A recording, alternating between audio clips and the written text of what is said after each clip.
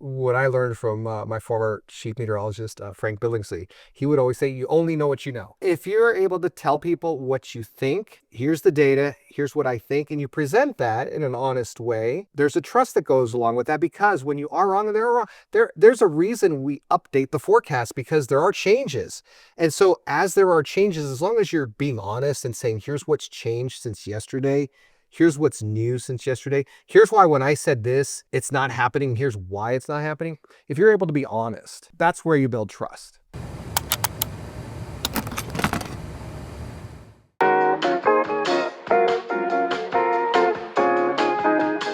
Welcome to my buddy Hey. Anthony Yanez. As soon as I left TV, I just started roping some of my old friends into coming in here and doing these podcasts with us.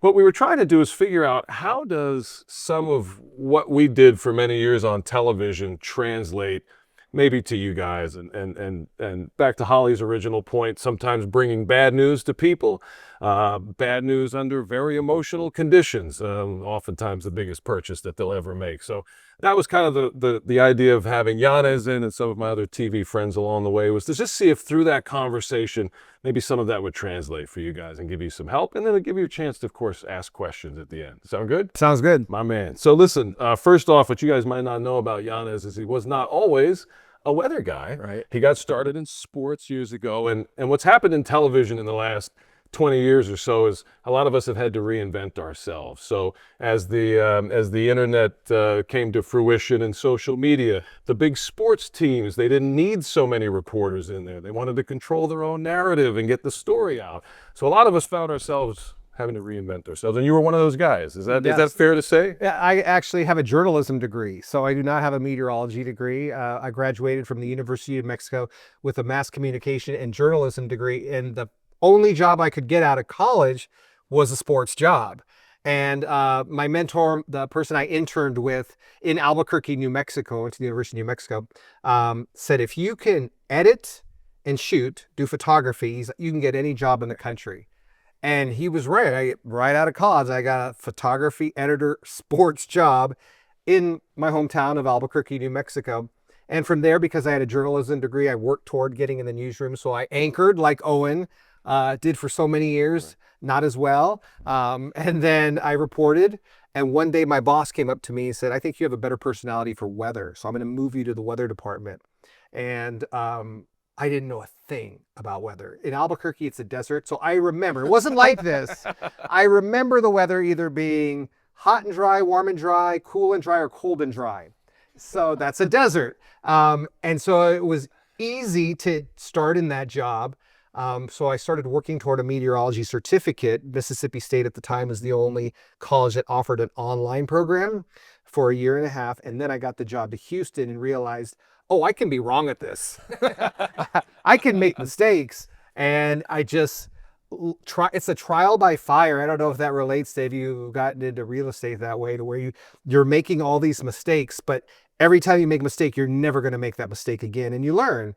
And so and I'm still reinventing myself with social media. And you know me, I hate social media. If I had any other job, I have a feeling I wouldn't be on social media. I would have my friends, and if you want to talk to me, here's my phone number. You can text me or call me. And that's how I am. So do you think does it come from like an old school space, or what is it do you think about social media? We haven't really talked that much about this. But in front of all these strangers, what do you think? Like, I think when I was young, I was so like into myself, as like young people are. I would have done great at social media because I thought I was great.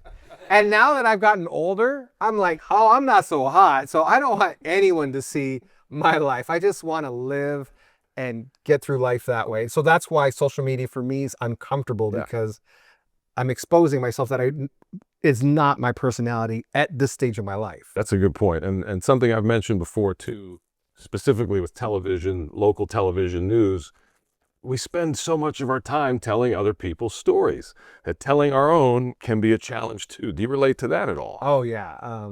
It's more difficult. I don't really like talking about myself. I like listening. I mean, I think I loved when we worked together, because I just listen to this guy. He's so brilliant. And in the morning time, in the makeup room, he would always have these ideas, and I just would absorb them all, just listen. When we anchored, he always had this take on the story, and I listened, I loved it. And it's like, I always learned from you. So I'm much more of a listener than I am a talker. Another reason why this was a challenge to bring a guy in here and ask him to talk about himself in front of everybody. But to be fair, like, this is an adjustment that I've had to make. And someday, young man, when you leave television, then you'll have to make the same adjustment. Yes. Okay, let's go back to kind of the trust thing. You said something that was interesting to me. It reminded me of that movie L.A. Story. Remember where Steve Martin would record the weather and then leave and skip town? Right. Like, you think about a desert, you're like, yeah, the weather doesn't change that much.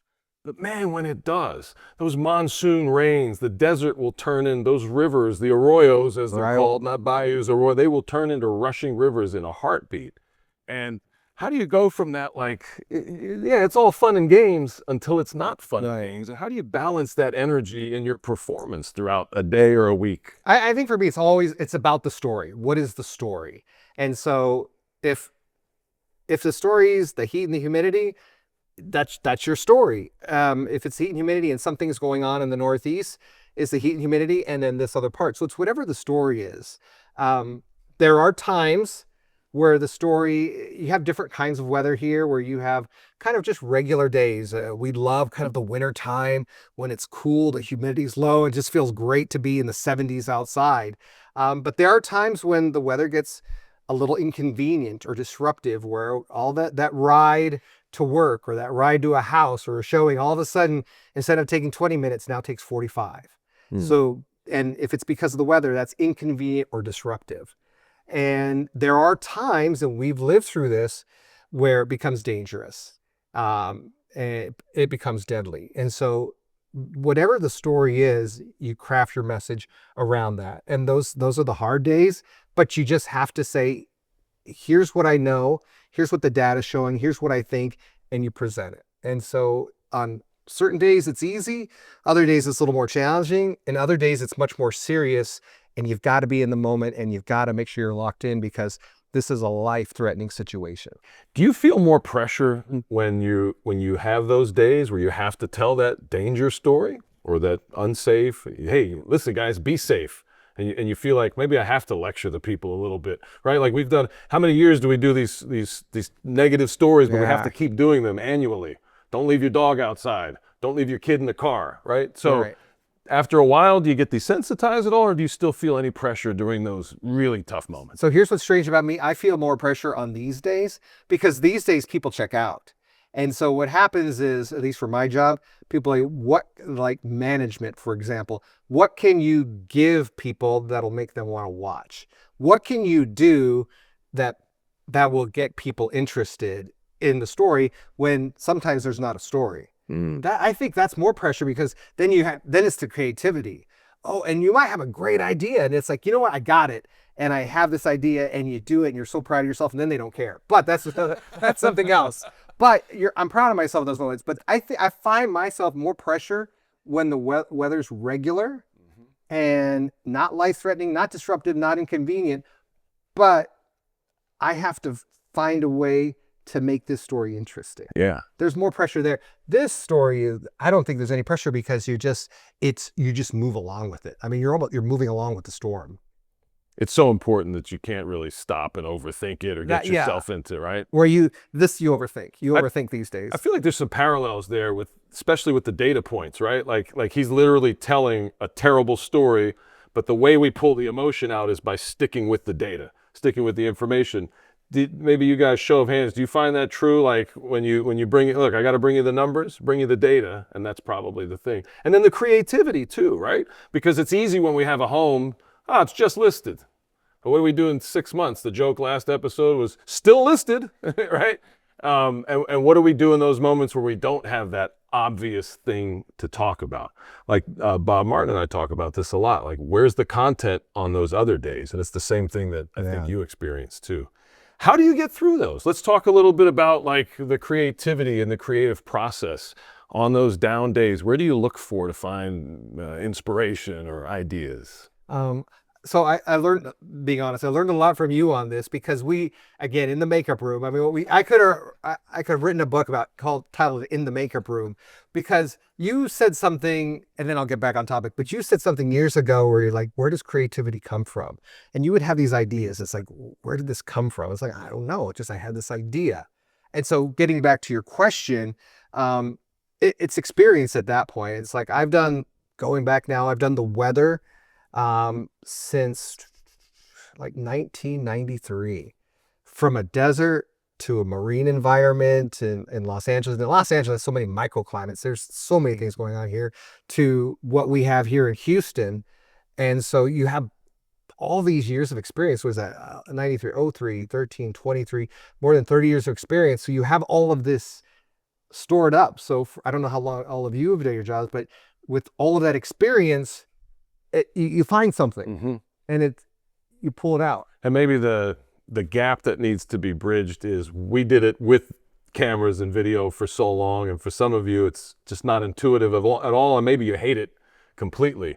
Do you find it, well, maybe I don't want to say give you the answers, easier or harder. How do you find it doing the editing work? How do you find that experience now, coming from an era when we were dragging these things around? And back in the day, the cameras, they didn't even put the tapes in the cameras. Right. The record, it was like carrying a VCR on one shoulder and the camera on the other. It was heavy. Right, and each one was 25, 30 pounds. So these things, so going from there, do you still have a video brain? Do you still have So tell me about that a little. Because I started in photography, and even like watching other people's videos, I'm like, oh my, how are they off center? How hard is it to center up? How hard do you have the law of thirds? So you want to, like, if it's a sunset, you want the sun either at 1/3 here or 1/3 here, for example, to make it a beautiful picture, to give you a real great feel.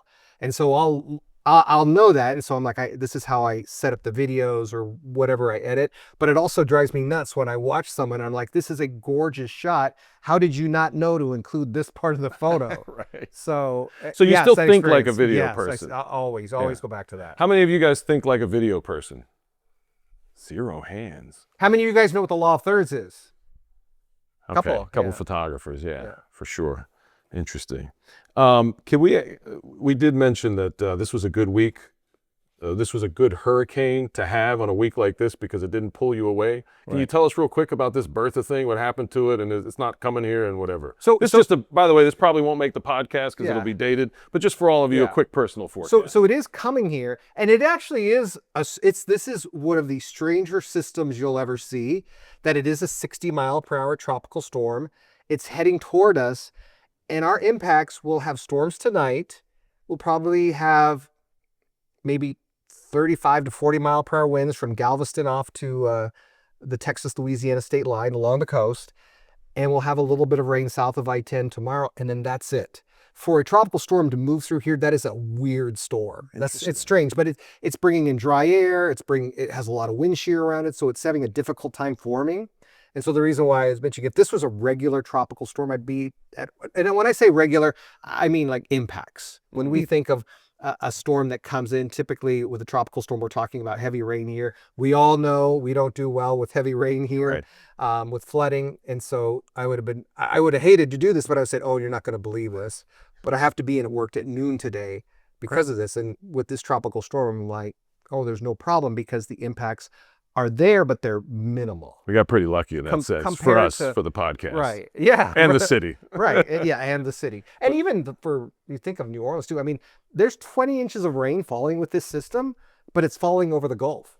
The whole, in the water. Yeah. It's falling over the water. It's not usually the tropical system. That rain is, especially on the dirty side, it's all here. This system, because of the dry air, all the rain's here in the Gulf. Crazy. It's a weird system. Yeah, I was reading this morning somewhere that there's a weather system like in the North Carolina, Virginia area that actually people should be watching more for safety reasons, but the attention tends to go to the tropical storm. How do you stay on message in moments like that when there's so much emotion going on? I mean, in a TV environment too, some of you may not know this, behind the scenes, the producers, directors, and everyone, they could be yelling in your ear and coming in from everywhere. I feel like the weather guy's getting it from all sides. Yes. What are the tricks of the trade? How do you stay cool, calm, and collected, or not let that noise get in the way? I think for all of our jobs, I mean, you have to know the essential message, or you have to know what you're doing. So for me and my job, what is the essential message? So the essential message for today, we have an excessive heat warning, which is pretty rare. We usually only get one of those once a year. We've already had one a month ago, and this is our second one, to where the heat index gets all the way to 115 degrees outside. So that's a big part of the story. We have a tropical storm that's headed our way. How does that impact us? So that's my message. But as you mentioned, sometimes you'll get, hey, we have this idea. Because of the heat, there are people who don't have air conditioning in their homes. So what we'd like you to do is we'd like you to go to a home and kind of talk about why that's dangerous. And so then you're saying, well, okay, yes, that's a great idea, but let's just say I'm wrong about this storm. And let's say the storms are a little stronger, and I think they'll be strong, first of all, but are even stronger than I think. And I'm not here. Now all of a sudden, so how do you push back and say, I'd like to stay on this message here? Mm-hmm. And I think that's a very important story, but can we do that a different day? Right, right. Timing is everything. And then realizing, hey, I'm an employee, so I'm going to do what you say. But I want you to know that there is Or I'm not going to do what you say. Well, Because I don't like working here anymore. For me, I'm going to do what you say. I'm going to do what you say. Yeah, we did have a lot of talks in the makeup room about me not doing what I was told. Yes. Okay. By the way, that's not making the podcast, Yeah, right? we're gonna, that line. David, cut that out. Cut that part out. All right, let's go back What's to. so funny, because this is so true. That is so true. I mean, this is the makeup room talk, and Yeah. it's like, Actually, it is very much so. everybody. Okay, it's so like, quick backstory. You guys may or may listen- not know this, but some people may end up seeing this now on social media. I call Anthony Rooney. Have you anybody ever heard anybody familiar with this? His nickname, Rooney?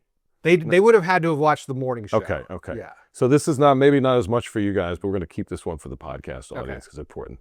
The genesis of Rooney, the nickname. So growing up, we both love Ferris Bueller's Day Off, and there's that scene in there where it's Cameron's on the phone with the principal, and they're talking back and forth, and because my memory's so bad, I always get all the characters and the names mixed up, but it turned into Mr. Rooney, Mr. Peterson, this is Ed Rooney. And the way I started, it just started going like this. Yes. So then I just started saying Rooney, and then everywhere in the news, you would walk around the TV station any time of the day and you'd hear Rooney, Yes. and then he yells back, Oh my gosh, how long ago was it? Robbie. Robbie. Okay. First name's That's- Robert. Okay. Yes. Okay. He forgot the joke. That's how long it's been. Yes, that is how long it's been. But here's why. For me, my point of view for Robbie was your name is Robert Owen Conflenti. That's right. But everybody calls him Owen because he goes by his middle name. And I'm like, Robert? No. Rooney? Robbie? And I would call back Robert. We have not worked together, by the way. It's been now 7, 8, 10 so, years. It's been a long so time. forgive me for not Yeah, remembering no, the that's all right. Robbie. I'm the one that's embarrassed, not them. No. Let's try it again. Rooney, Robbie? there it is. Oh, we're back. This is how weird it got with us. When he was coming back from LA, they brought out a cutout, a flat cardboard cutout, and they made me record a commercial with the flat cutout. So people already think I'm a little crazy. And then there was a 30-second ad, and I'm talking to a cardboard cutout, Of me. carrying him around the station, playing football with him. Yes. I threw a ball at your head. I mean, 100 miles an And hour. then It I was looked at very the camera and aggressive. how come he didn't catch it? Anyway. But that spot, by the way, won Glorianne at our station an Emmy. Did it really? It won an Emmy. Good for That one Glorianne. for You know- creativity. It was such a creative ad. That was her idea. That was her I idea. didn't know that. And the part that didn't make air was he played chess against the cardboard cutout. And so you saw him, you saw him make a move, and you're like, something like, really? And then he got mad and he flipped up the chessboard, pieces fly everywhere. And it was I broke so out the hilarious. acting chops. Yes, the it was little great. I had left. It was hilarious. What's funny though is this guy's naturally a better actor than I am. He did theater growing up, Right. and he loves it to this day. All right, let's go back to the trust thing because I think Okay. this is important. the joke around weather, guys, I'm gonna put you on the spot. It's like they say baseball, oh, you only have to hit 3 out of 10 times and you're still a champion.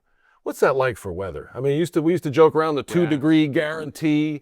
I mean, is it true? Can you only be right half the time and still keep trust? Well, if you look at just data, so we were talking about data. If you just look at the data, we are actually more accurate than the person who is investing your money in whatever mutual fund, 401k, or any kind of thing you're investing in. So we're more accurate, but we have an awful reputation for being wrong, and we have the 50% chance of how you keep a job when you're wrong 50% of the time. And that comes about because when you're wrong, it's memorable. So for me, if I say it's going to be hot and humid today, and it's hot and humid, you're not going to be like, that guy knows his stuff. Okay? What you're going to remember is when I say it's hot and humid today, and it takes you an hour extra to get home because it's flooding. So that's memorable. This guy's an idiot. And really, and let's just say the odds are actually pretty staggering. It's like 96% of the time. But that 4% is so memorable that all of a sudden people this guy's dumb. They're done. Yeah, he doesn't know what he's talking about. How much of it is, me included, people not listening? Oh, and that's for a big part, but also for me, that's why messaging is so important. It's so important to get the messaging right. And that's what I try to do on television. The problem with today, with listening and messaging, is I'm giving a message that I'm really well crafting on television. And then for social media, if I'm putting up 3 pictures of here's what you can expect today, there is so much you're missing in that message. I'm giving you a broad message, and you may be listening really well, but there's a nuance you're missing. Or I might do a 1-minute vertical video on the storms and what you can expect from Bertha today. And in that 1-minute time, you're getting 1 minute's worth of information, but there's also a nuance and there's a little more depth that you're missing because it's only a minute-long video. So listening's a part, but also the shortness, the context of whatever the content is. Like if it's, like you said, a 30-second, I mean, the news update that's 30 seconds only gives you a couple of stories. It's like, hey, there was a car crash here. And I think, like, I didn't really learn anything, did I? Yeah. Right? And maybe it's similar. And think of like the political stories. We always, in the makeup room, we'd always talk about these political stories. If you're giving a 30-second political story, how much are you missing with everything going on in that story? Yeah. And we would always do this. We're like, wait, that story didn't mention this is a huge part of the story, and it didn't mention this. And we would always go through that. There would be a study. There's this study that says da da da da da. Well, wait a minute. Didn't we do a study that was the exact opposite last week? And this is what they said, and they didn't address it here. So we would always say there's so much being missed because of full time. Yeah, mixed messages. And then the challenge obviously for you guys is how do you continue to create and get through some of that noise too.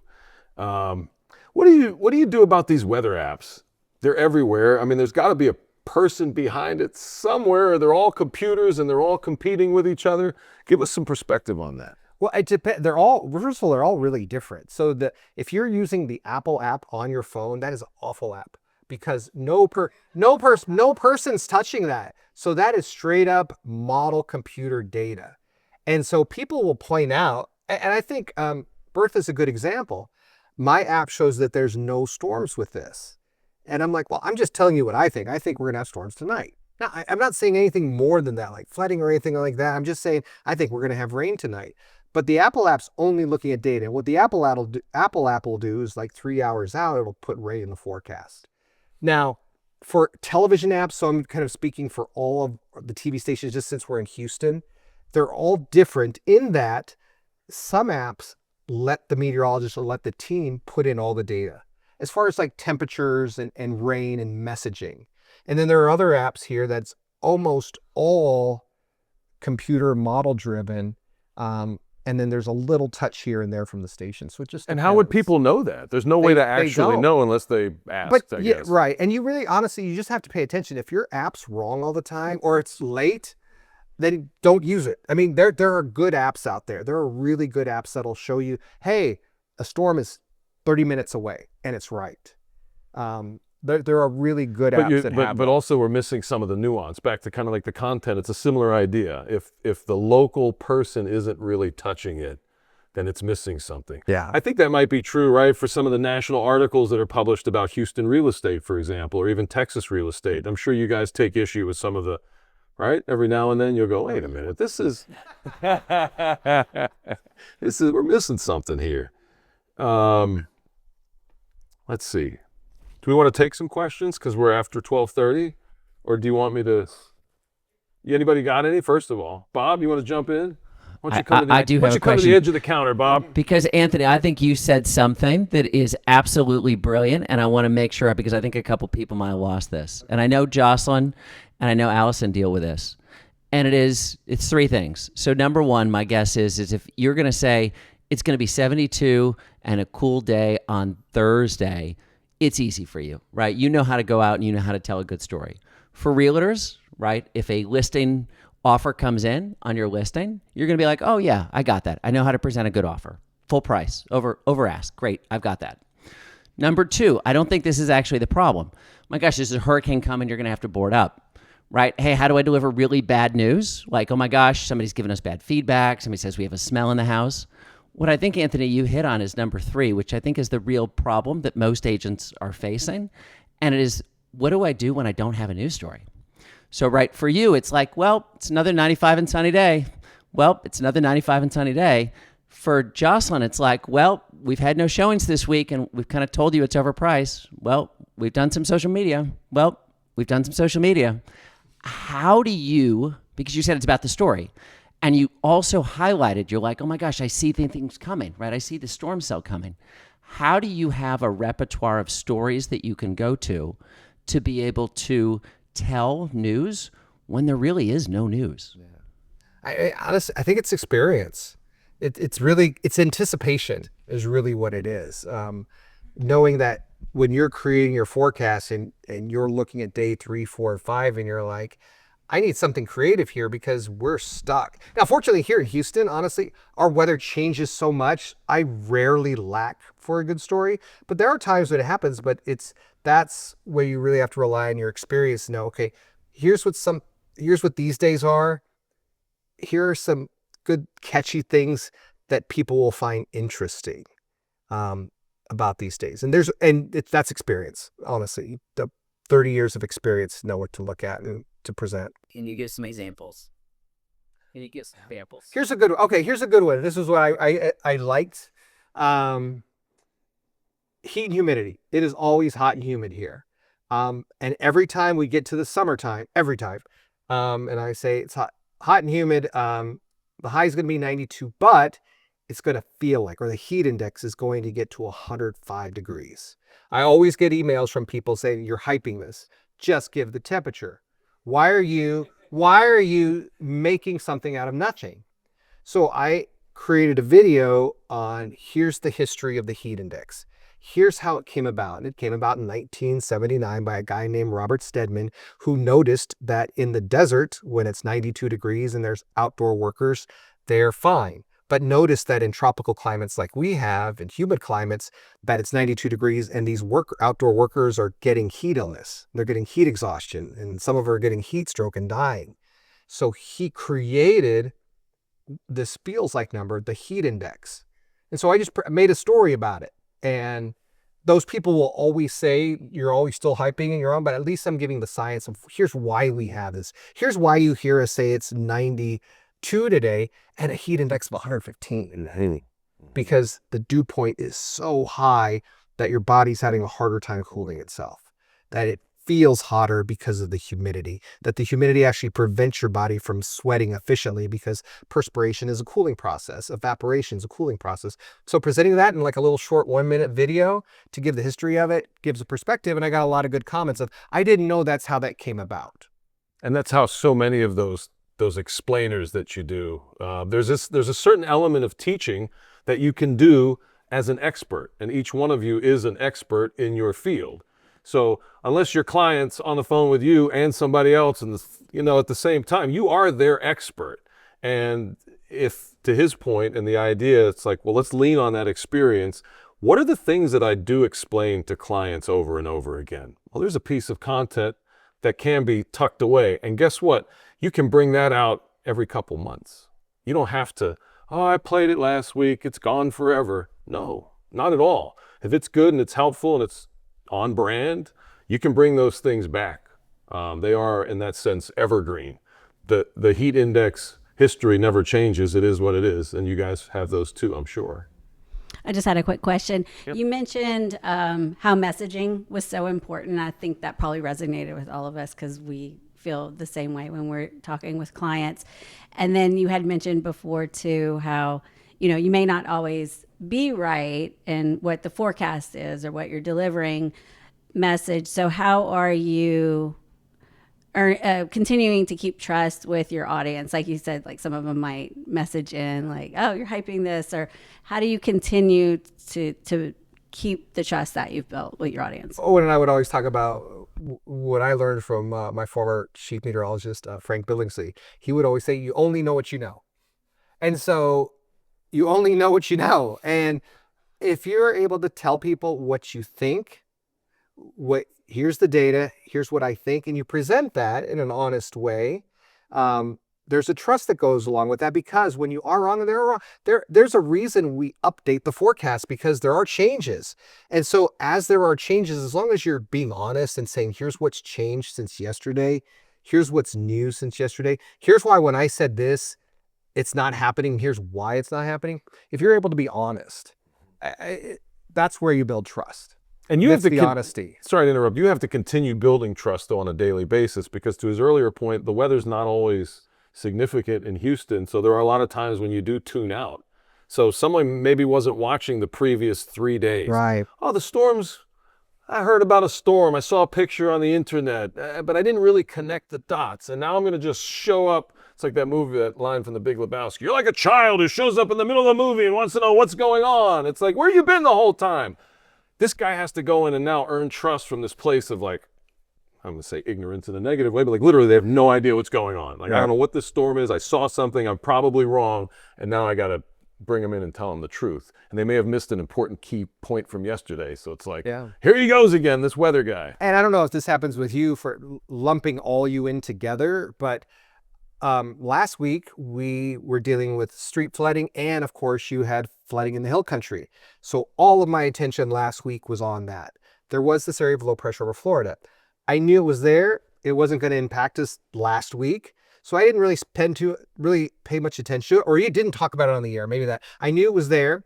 I knew it potentially could become a tropical system this week, but because the immediate thing in front of me was flooding, street flooding today, and then hill country flooding, where they forecast 6 to 10 inches of rain, and then that's what they got in those 24 hours time.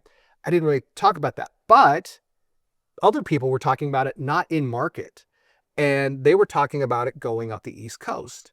And so when I started, we're done with the flooding, we're done with the hill country, and I started talking about the system headed our direction, people are like, you guys are, now you're saying it's coming here? All week long you've said it's going to the East Coast. And I'm like, I haven't said anything. I ain't talked about this. So it is difficult when you're actually being confronted with something like that. And like, I didn't do that. Maybe I would have said that. But I didn't actually spend any time with it because it wasn't immediate and it wasn't the essential message we needed to deal with at the time. Right. So that was a strange thing I dealt with when Bertha was forming. Now it's coming here all of a sudden. Yeah. Now, surprise. Why didn't you? Yeah. And you were so wrong last week. And I'm like, I didn't even talk about it last week. Right. You do get lumped into that. So, that isn't fair, that's but tough. it happens. Right. Yes, it's the worst. So I don't really have a question. I have a comment, though. Something you said really resonated with me. And that was, you said, here's what I know, but here's what the data says. So to me, that resonated because a lot of times we have showings with clients and they say, oh, they said the house was great. They said it looked wonderful, but there's no offer. And I come back and say, well, what they're not saying is it's not priced right or whatever. But so saying that really resonated with me with clients when they hear one thing, but they don't really know what it means in the real estate world. So I just want to share that with you. Yeah. So how do you, but let me just throw one back at you. So how do you get that answer to them in a way that that they can receive without getting like all scared about it? Yeah, sure. So, I agree with them. And from the standpoint of the feedback was great. You did everything I asked you to do in terms of preparing the house to sell, and it looks wonderful. But we're now 30 days later and we don't have any offer. So it really means that we're not positioned correctly from a price standpoint. And so that's kind of how I position it. And you have to make that translation. Yeah, for sure. For sure. That's tough. That's beautiful, though. Yeah. These guys. Yeah. What other So, questions thank do you. we have? Hi, I'm Trisha. Thank you. Tricia. It's funny because our realtors picked up on when you said that you have data and then sometimes you're wrong. So I'm not going to be redundant, but it's funny because it's like I was going to ask, how does that affect you and how do you overcome it? But then you answered by trust and everything else. So that was really important. But my last question is real simple. What is your favorite app for a weather report? You mentioned Bertha. I just want to know what I can use. That's it. Beautiful. Well, because I work there, the KPRC2 weather app I think is the best. I love that for what it gives you, and what it's going to give you is it's going to give you the forecast, first of all, what you want, but also it's going to give you a daily video that's updated 4 times a day. And for example, in this situation, you're going to always have something new. It's never going to be more than 4 hours old. You're going to have weather articles if you like reading a little more depth like that. That's great. Now, if you're someone who just wants radar, I don't want temperatures, I don't want stories, I don't want videos. All I want is I want to see where storms are and what the warnings are. I think My Radar is excellent. Yeah. And they're really good at just, here's the radar. It's called My Radar. They will have some stories, but it's just, you can look, it's very easy. You see where the storms are. And you have talks about that, so that's good. I will say one thing about you're mentioning data and being wrong. So this is something I ran into yesterday, and it's when I saw Bertha, and it was moving like this, and out ahead of it were these outer rain bands. So none of the models had these outer rain bands here. But from experience, I'm like, if it's doing it now, it's going to do it as it gets closer to us, which would be tonight. So I knew there was a pretty good chance we're going to have a line of storms move through from the outer rain bands. The models didn't pick that up until yesterday at like 7 at night. So I could never, and I kept saying, hey, listen, this is headed our way on, what's today, Wednesday? Yeah. But I never had any data to support it. And I never had any data until yesterday at 7 o'clock. So I felt better finally when I could see it. Good. But that's experience then. Right. Is that hard for you to go one way when the data is going the other? No, not on something like that. Now, again, we're talking about tropical systems. I've been doing tropical systems for a long time, and I just think back at Dolly in South Texas years ago. I mean, this is when we first started working together, and it was a hurricane that hit like near the Brownsville area, and we had an outer rain band that just clobbered us. And think of how far away we are from Brownsville. And it's like these outer rain bands, they just form, and you always have to be ready, even when the storm's not headed your way. But you'll see them, but the data, the models won't. And so when you see that, I've learned you have to catch on to it and talk about, hey, just a heads up, this is going to impact us. Yeah, that's back to the local thing, right? Because as realtors, you have your areas, your places of expertise, and you know what's going in your market a lot of times before that report comes out, right? So you don't necessarily have the number to back you up, but you have the instinct and the experience. Sometimes we got to take a gamble, I think, and lean on that. One thing I do want to say, back to the experience and the creativity and creating and finding out what do we create. And you guys have probably heard this from other people, but I want to repeat it. Watch, consume yourself. Find people that are in your business that you like, other brokers, other agents, see what they're doing, see what you like. If you like it, somebody else probably will too. Now, how do you go ahead and create it like them? That's another angle that could be maybe a different episode of how we logistically get out there and shoot and create content and hold content and all this stuff. But watching. The best photographers, going back when you were talking about your early days of photography, it was Mike Durenberger, one of the original photographers in Greenville, North Carolina, who said, oh, the best photographers just steal their shots from other photographers. I said, what? I don't know if he said it like, sorry, Mike, I may be misquoting you, but that was basically it. He's like, you watch, you get the idea. It doesn't mean you're the same person. We don't all look at things the same way, but if you see it, the light bulb goes off. Okay, so I have 2 questions, but I'll probably, 2 questions. First question, so it's a hurricane. It's a shit show. It's a shit show in the newsroom, and we're all tuning into you guys. right? Because we're not watching CNN and we're not watching Fox. We're looking at the local experts to tell us what to do. And we're taking our cues of how nervous we should be from you. Are there general rules of thumb? Are there 3 things you learned in journalism school, or to not set us off into mass chaos? Right? Because It's easy to do. Right. I mean, It's easy it's to one do. word from you, and we're like, oh my God, I've got to buy all the toilet paper at Costco. Well, that's why it happens, right? That's why the Yeah. shelves are empty. And back to an earlier point, it's like on those times when you get 10%, 20% rain, it's like, well, maybe I need to perform a little bit just because I'll go with the thing that's like least likely, but it's still in the picture, and I'll kind of draw some attention to it to try to keep people involved. But if they're not listening, they may miss the point. That's a good question. What's your And I take think on it? the opposite happens too. I go back 2 years to Beryl, and Beryl was the strongest Category 5, earliest in the season in the Caribbean, and it was headed to the Yucatan, and you knew the way it went to the Yucatan. Once the way it moved out of the Yucatan, it was either going to be our storm or it wasn't. And the way it moved off, it was our storm. But it just was struggling throughout the entire Gulf, but you knew it was going to strengthen before it hit us. And for that storm, it was really hard to get people's attentions because I'm like, hey, listen, this is going straight through us, 60 to 70 miles per hour winds, which of course, what did that do? Knocked down all the trees, knocked out all the power, and that was the impact. And I talked about we have tropical storm warning. When you get tropical storm warnings, that means you are going to lose power. Are you prepared for this? Because we're talking about this for 3 days. It's coming up our way, and we're going to lose power. That was the threat of that storm. And it was really hard to get people's attention because it was a Category 1. It was forecast to be a 1. It was a tropical storm, is a 1, and everyone's like, it's no big deal. And sure enough, it was a big deal in the impact as far as losing power. Now, the other thing, to answer your question, when it's really is a shit show and it is like a Category 3, a 4, or 5, and they're thinking like with Rita going back to that storm, for the newsroom, you really have to message, here are the impacts. Here's where we need. And so that's like my number one job with the newsroom. Here's what's expected to happen. Here's what we need to prepare for. And then they go out and they'll prepare you and message what to prepare for. And then the mayor gets involved and does his messaging and all of those people, the governor. But for the newsroom, that's really, really important. And then they have to trust me and listen.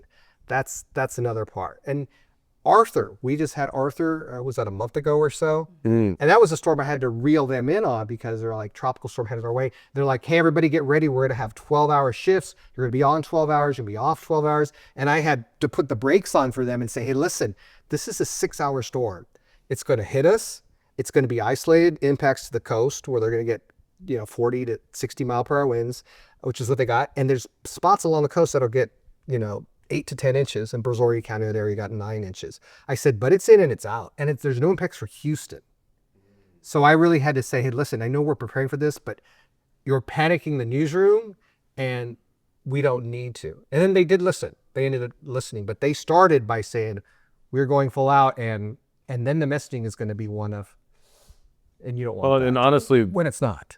the weather department is really in charge of our attitudes. If Yanez comes in and goes, guys, we got to get ready, this is going to be a big sucker, then we listen. And then it comes to, okay, let's put the rest of the pieces together, because the closer a storm gets, we have more facts. We have a better idea of the impacts, and we can more honestly tell that story. But yeah, we take cues from each other. We take cues from the governor, from the mayor, from emergency management officials, right? And ideally, in an ideal world, people listen, they pay attention, they are prepared. We have so many new people moving to this place every year that don't know or don't get the message. You say, well, I came from up north, we don't have hurricanes. Well, you didn't in Staten Island until a few years ago, and now you're getting them, right? So like, there's more experience, but still, there's that it's steadiness that you have to have. And I think it just comes back to the data. I think that's one thing that we all kind of have in common. If the data is what it is, you can't pretend it's something it's not. So. And there are things that are out of our control too. It's like, think of the big impacts within the last couple of years. The snow we had a year and a half ago in January, you knew we were going to get 2 to 6 inches. What we didn't know is the power going to stay on. And that's not a weather thing.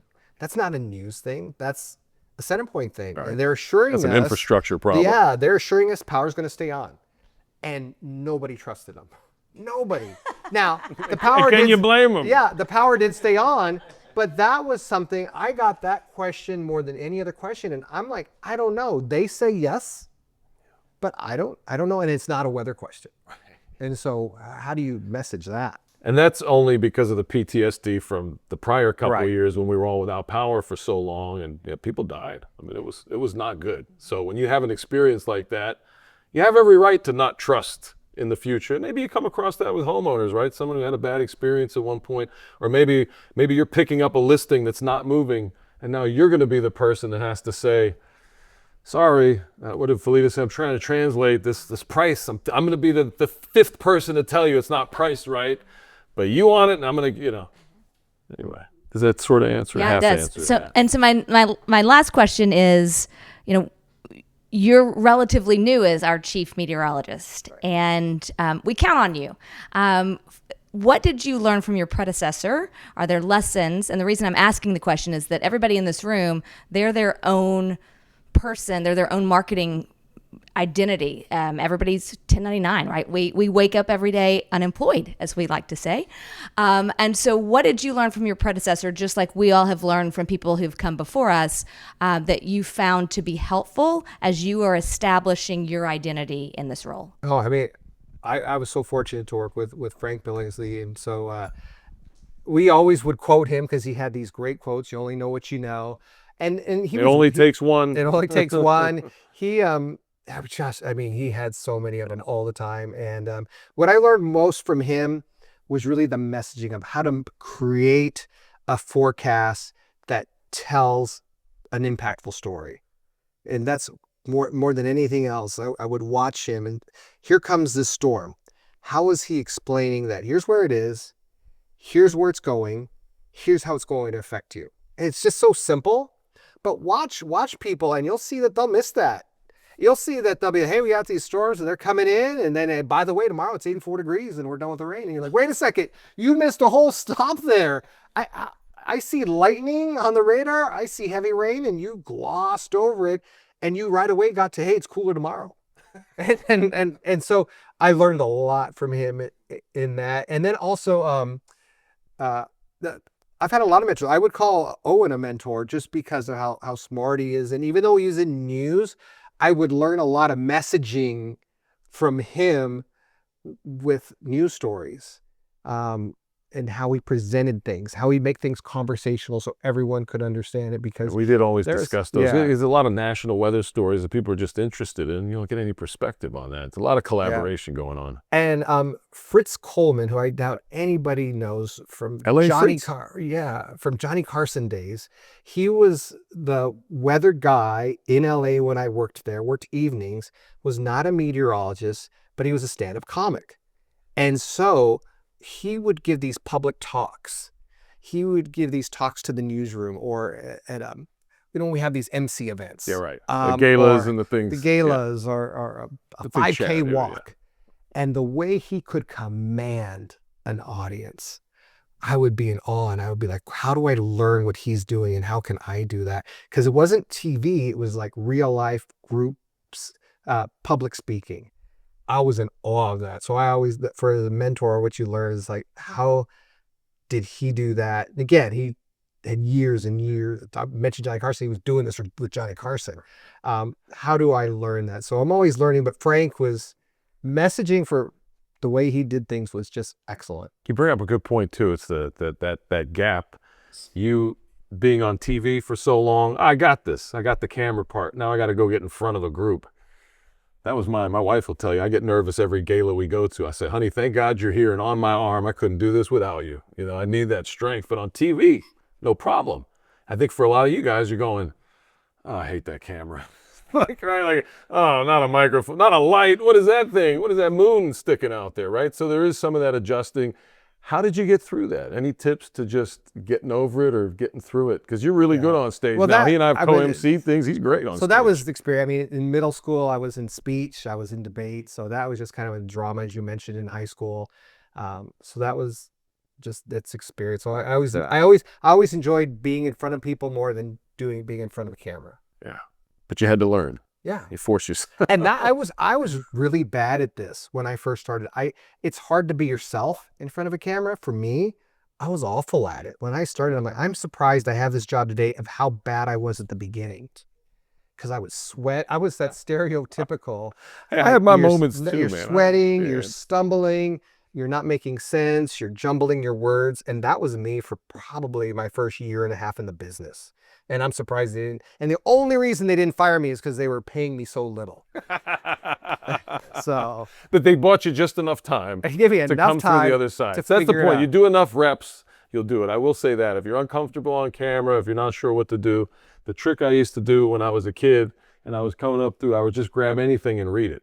So you sit in the kitchen, I grab a whatever salt shaker and just read the ingredients. Just read. Constantly perform out loud in front of things, and it just starts to go away. Appreciate you all coming, really do, and hope you'll follow us and check out the podcast and come to a future show.